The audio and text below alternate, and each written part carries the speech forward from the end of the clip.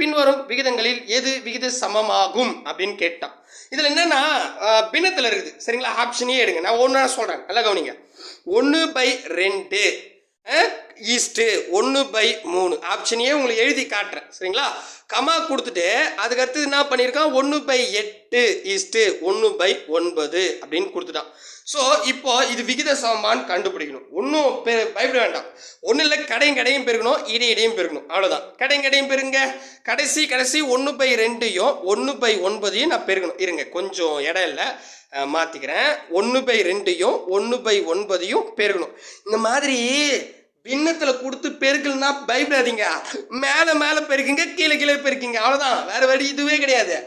2 பின்னங்களை நீங்கள் பெருக்கணும்னா மேலையும் பெருக்கணும், கீழே பெருக்கணும், அவ்வளோதான். இதுக்கு போய் பயப்படக்கூடாது.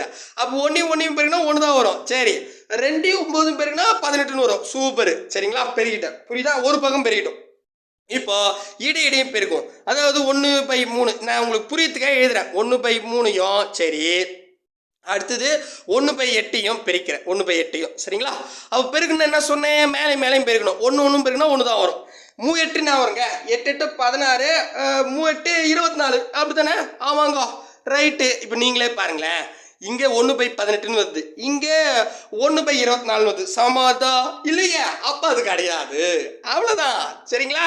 ஸோ பின்னெல்லாம் கொடுத்தா பயப்பட தேவையில்லை சரிங்களா. இந்த கணக்கை பொறுத்த வரைக்கும் ரொம்ப ஈஸி. அடுத்தது நான் என்ன பண்ணுறேன், இப்போ கரெக்டாக இருக்கிற ஆன்சர் போடுறேன். மீதி 2 ஆப்ஷன் நீங்கள் சும்மா ட்ரை பண்ணி பாருங்கள், ஓகேவா.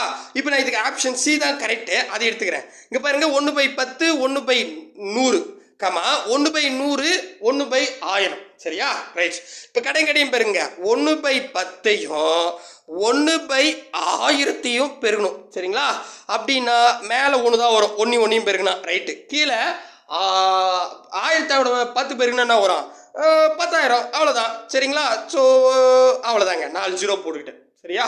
ஓகே, இப்போ கடையும் பெருகிட்டோம். இப்போ இடையும் பெருகும், 1/100யும் 1/100யும் பெருகணும். 1/100 ஓகே இன்ட்டு 1/100 சரிங்களா. ஸோ அப்போ என்ன பண்ணுங்க, மேலையும் பெருகுனா 1 தான் வரும். கீழே 100 பெருகுனா எவ்வளோங்க, 10,000 தாங்க அதுக்கும். ஸோ 4 0 சரியா போச்சு. அப்போ பாருங்க, கடையும் பெருக்கி வரக்கூடிய விடையும் இடையிடையே பெருக்கி வரக்கூடிய விடையும் சமமா இருக்குது. அப்போ இது விகித சமன். ஆப்ஷன் சி தான் சரியான விடை. ஆடாடாடா, என்னப்பா இது, இதுக்கு போய் இவ்வளோ கஷ்டப்பட்டனே.